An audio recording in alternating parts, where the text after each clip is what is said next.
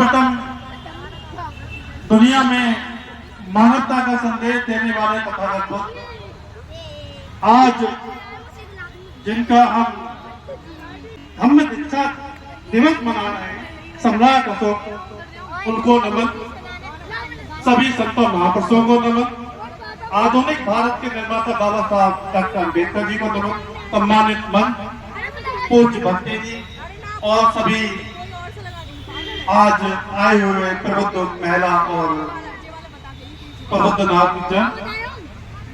आज ही के दिन आज से 2574 साल पहले सम्राट अशोक ने हथियार छोड़कर, हथियार त्याग कर बौद्ध धर्म ग्रहण किया था। और सम्राट अशोक इसी के उपलक्ष्य में जो उस समय की प्रजा थी, इस दिन को एक माइलस्टोन मान के इस दिन को हर साल एक उत्सव के रूप में मनाया जाने लगा। सम्राट अशोक ऐसे सम्राट हुए हैं जो दुनिया के सबसे कल्याणकारी सम्राटों में थे। उनके समय में इस देश में जो आज जीटी रोड कहा जाता है, वो पूर्व सबसे पहले उन्हीं के समय में वो बना था, जो पेशावर से लेके इधर नागालैंड कोहिमा तक था। उसका बाद में एक बार शेरशाह सूरी ने निर्माण कराया और आखिर में अंग्रेजों ने उसको एक जीटी रोड नाम दिया।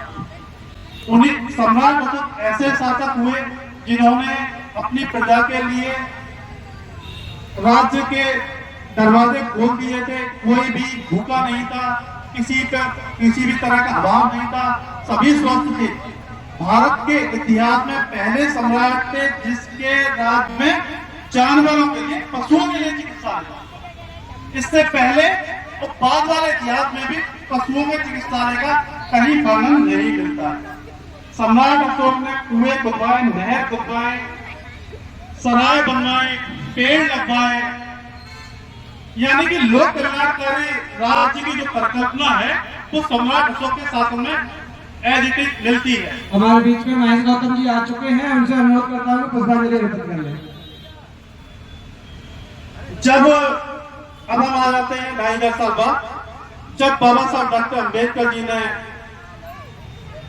घोषणा की थी कि मैं हिंदू धर्म में पैदा हुआ, हिंदू धर्म में नहीं बनूंगा, तो 1935, तो उसके 21 साल बाद 1956 में जब उन्होंने बौद्ध धर्म ग्रहण किया, बौद्ध धर्म ग्रहण करने के पीछे भी ढेर सारे कारण।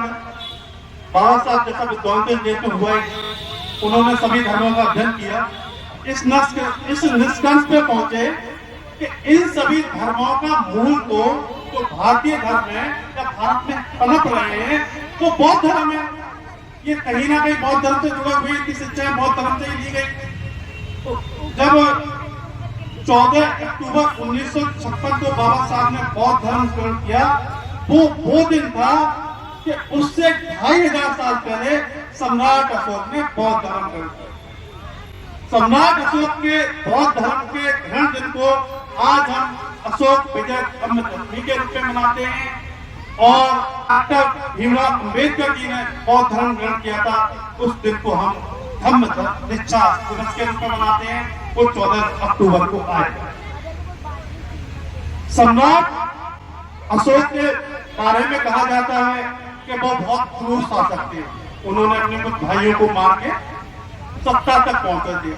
उसके बाद में जिस तरह से उनका मन परिवर्तित हुआ और बौद्ध धर्म ग्रहण किया और सब कुछ उन्होंने बौद्ध धर्म के प्रसार के लिए लगा दिया।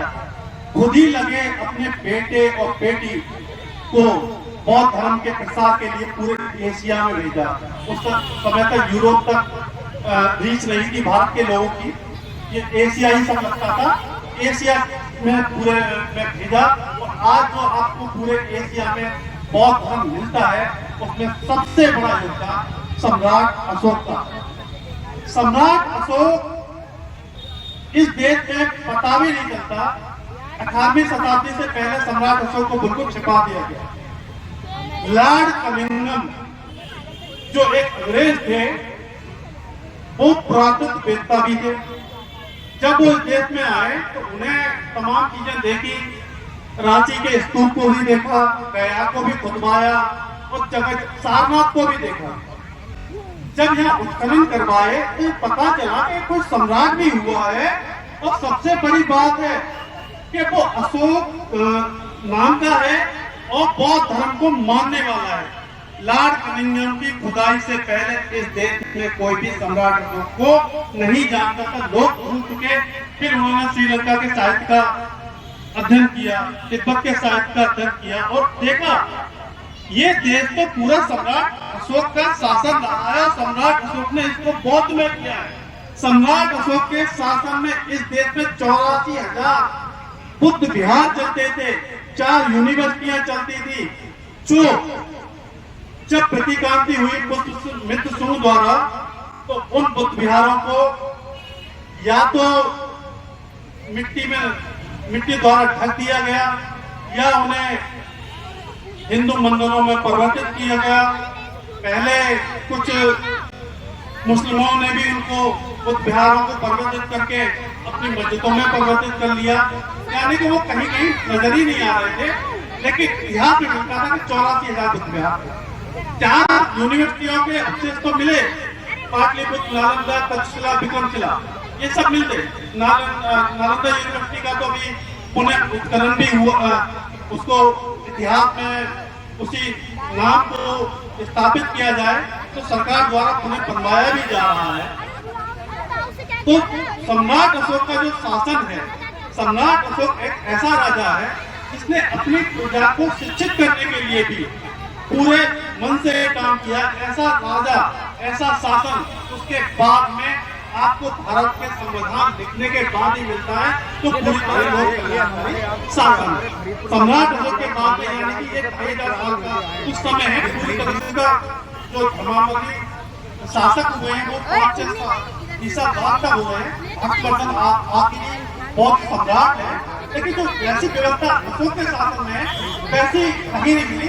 वो आपको 2050 संविधान लिखने के बाद में आज जो जितने अधिकार मिले वो सारे अधिकार आपको सम्राट अशोक ने अपने शासन में जो बहुत विद्वान लोग थे उनको शासन में रखा था। तो तक्षशिला यूनिवर्सिटी है, इसमें चिकित्सक हुआ करते थे जीवक। इनको आज कहीं किसी किताब में बहुत ज्यादा इनके बारे में नहीं मिलता, लेकिन ये उस समय के सर्जन थे। और बीच के शासनकाल में, यानी कि हम बीच के 2,500 साल देखें तो भारत में सर्जरी लगभग लुप्त प्राय हो गई। सम्राट अशोक के बाद में 9 और शूद्र सम्राट हुए। फिर एक शासक हुआ पुष्यमित्र शुंग, जिसने आखिरी बौद्ध सम्राट